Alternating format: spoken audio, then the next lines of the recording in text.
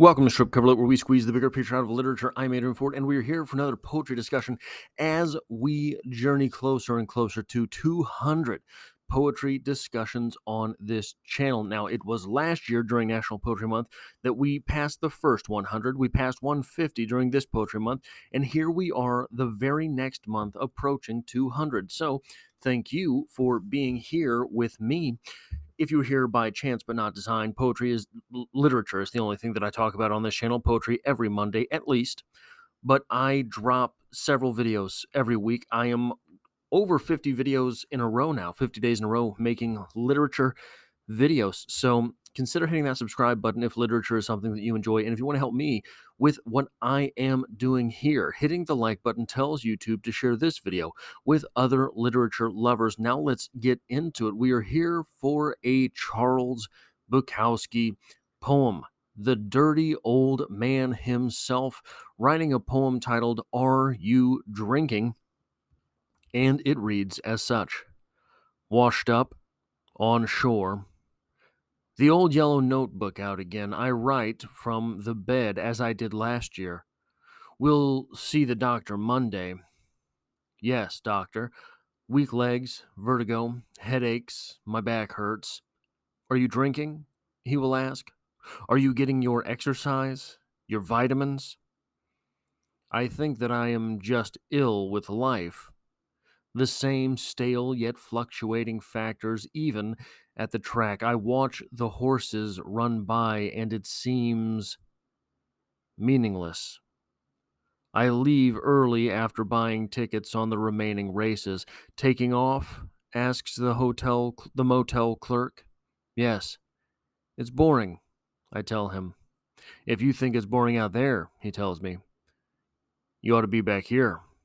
So here I am, propped up against my pillows again, just an old guy, just an old writer with a yellow notebook. Something is walking across the floor toward me. Oh, it's just my cat this time. So there is an interesting twist here. Where is it? If you think it's boring out there, he tells me, you ought to be back here. So here I am, propped up against my pillows again. So the inference here is that wherever here is that Bukowski is writing from, the bed is just as removed from the action probably here, the inference being of productive writing. Bukowski in his bed is just as removed from productive writing as the clerk is from the action on the racetrack. If you think it's boring out there, you should be back here. So here I am, says Bukowski.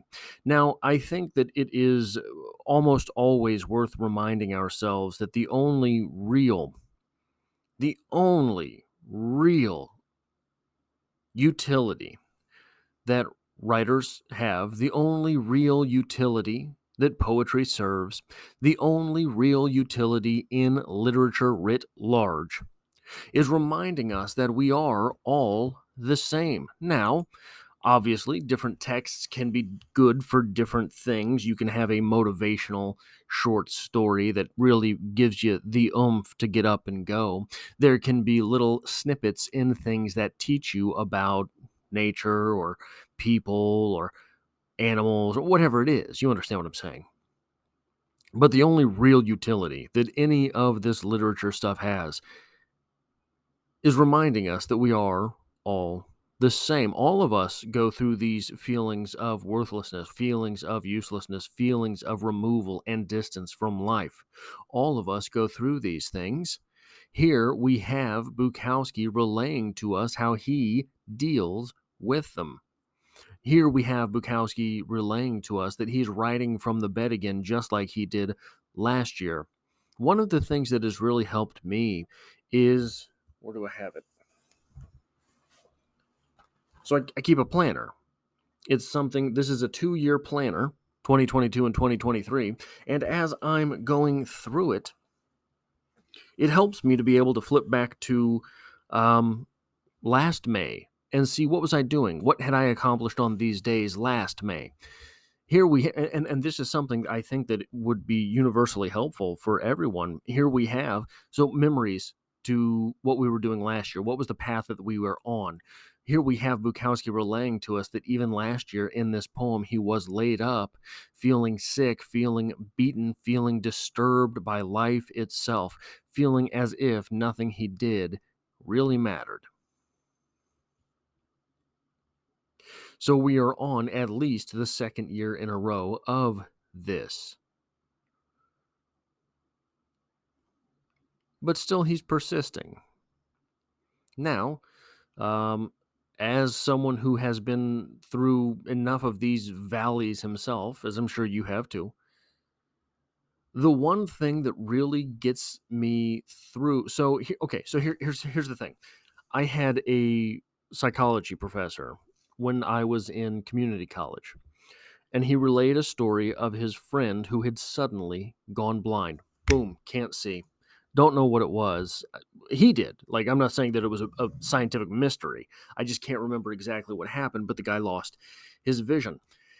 And the next day, well, not the next day, but soon thereafter, my professor had gone out to dinner with him. And the guy who had lost his sight was gregarious, was cracking jokes, was smiling, was doing all of this carrying on. And my professor relayed the story that he looked at me and said, "Hey, now, Bill," I don't know if his name was Bill, "you just lost your eyesight and you seem happier than ever. Like how are you doing this?" My professor, being a psychologist, figured that this was maybe, he was going to lose his friend, right? So they only put you on watch after you start acting well, right? You sometimes cover up your true feelings with wild swings the opposite direction of what you're actually feeling. So my my professor was concerned, but the guy looked at him and said, "Hey, I can be blind and happy, or I can be blind and miserable. Either way, I'm blind." Now imagine, take that same thing, that same principle into life itself. You can be, but instead, what I want to do is I want to work on, instead of happiness, being gregarious and smiling and laughing, I want to put the focus a little bit more on work ethic, on working whatever it is that you work through it. Here, Bukowski is a writer, and he is still writing in bed. Now, he's going through a valley of life, an emotional valley, a psychological valley, however you want to say it. We all get there. We all go through those. Imagine if he had stopped writing. Once you are digging your way out of that valley, if you have the lack of work to get you through, the valley only gets deeper. Imagine getting into one of these valleys and feeling bad about life, feeling worthless and useless and small in the universe, feeling all of these terrible things that we all go through sometimes, and you quit your job. Now, one day you will wake up and be closer to digging yourself out of whatever morass it was that you had found yourself in, but you're unemployed. You don't have any money. Well, now that valley becomes a crater. That crater becomes impossible to dig yourself out of. For me, whenever I get in these ditches in life, so what is the old phrase? The only difference between a ditch and a grave is the length.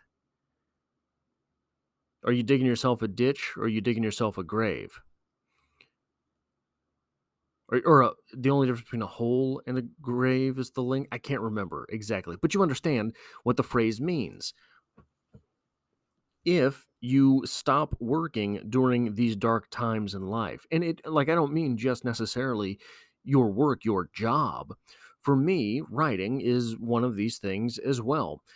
If I start going through this thing, these funks of life, and on the other side, I get out of it and I look back at the last 6 months and I realize, ooh, kind of missed 6 months of life there, kind of wasted 6 months of my own time there. Well, guess what? Now you're right back in a ditch. You're right back in a hole. We have to work through things, whatever work means to us. So there's your job and there's your work. Sometimes they overlap, sometimes they do not. Here are three stoic quotes that help me when I am feeling these things. From Epictetus: the trials you encounter will introduce you to your strengths. This is very true, isn't it? Here we have Bukowski going through this sort of funk in life, but still writing through it, still carrying on through it with his words. And that's what he is. He is a writer. This is his strength. He will get something out of this funk. It will not go to waste. We only have 70-ish years if we're lucky. We only have 70-ish years if we're lucky. If you let 6 months go by, that's one. If you live 70 years and you let 6 months go by worthless, then that's 1/140th of your life. What is that? It's like 0.6% of your entire life. Well, guess what? The first 18-ish years of your life, you didn't get a whole lot out of either, right? So now it becomes 18 and a half years.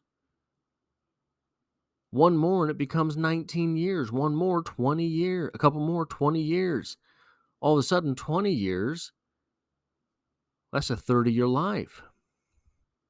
From Musonius Rufus: thus it appears that exile helps rather than hinders body and spirit by treating them better than they treat themselves. If we imagine these times in life as exile, times of withdrawal, times of exclusion, if we imagine these spells, these down times as times of exile, then they become times where we get to improve the self for the next venture out into the world.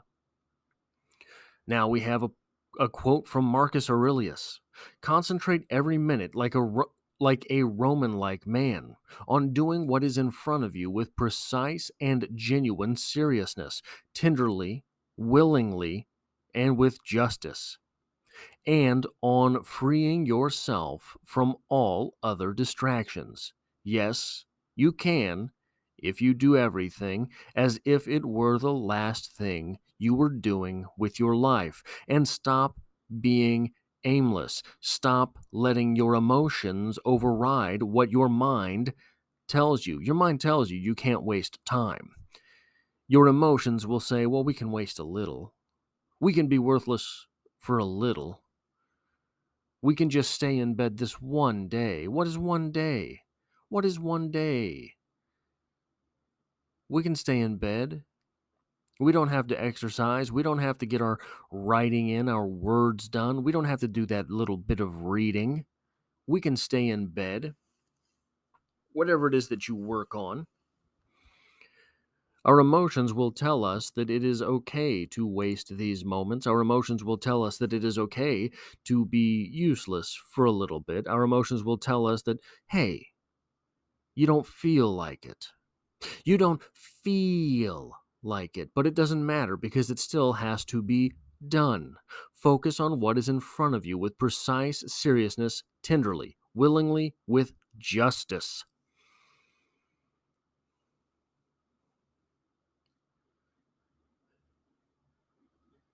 All of us know that there are things we have to do. All of us have a tug on the soul.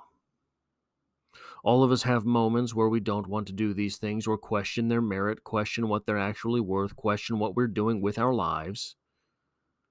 But those are emotions.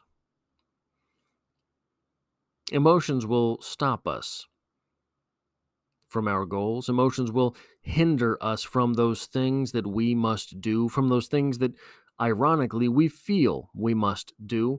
There is nothing out there that if I don't write today, the police will not show up at my door and take me away. Not going to happen. If I don't write today, I will not lose my job.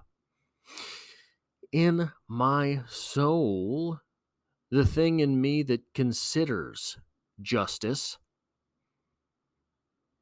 considers these things important, considers this merit to be there. Bukowski ends this poem with, "There's something on my floor crawling towards me. Oh, it's just my cat this time." This is letting us know that Bukowski does let the world around him fall apart. This is the poem letting us know that Bukowski does forsake all of these other things, but he does keep up on his writing even when the times are bad. It seems that for Bukowski, the job and the work are the same. Bukowski is good enough at writing that he has managed to make it his career at this point. His work and job being the same, everything else goes to waste. That is how Bukowski is attacking the world in which he finds himself, as he is on a downward slump, where even the things that he enjoys, the horse races, they're gone. They don't matter. They're boring now. But his Bukowski's ability to concentrate on the writing is at least carrying him through these times. That is all I have for this poetry discussion. If you like this sort of thing, hitting the like button does me a lot of good on the channel. It tells YouTube to share this video with other literature lovers. If you find yourself here by chance, but not design, consider hitting the subscribe button in order to stick around for more. Literature is the only thing that I talk about on this channel, talking about poetry every Mondays. There is poetry on Mondays at least. And there are several read-throughs going on the channel as we speak, namely No Longer Human by Osamu Dazai. So if you might enjoy that, consider checking out that series as well. And hey, I hope to have you back for the next one.